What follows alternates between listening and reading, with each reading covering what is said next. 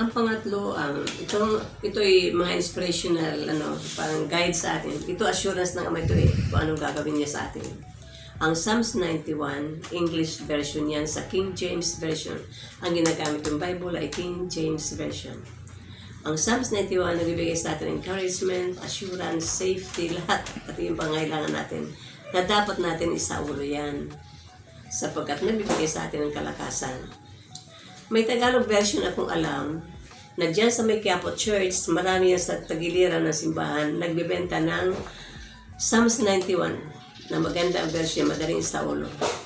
Siyang naghahangad ng pagkukup ng kataas-taasan at nananatili sa kalinga niyong makapangyarihan, makapagsasabi sa kanyang Panginoon, muog ka at tahanan, ikaw ang aking Diyos, ang Diyos na tangi kong pinagkatiwalaan.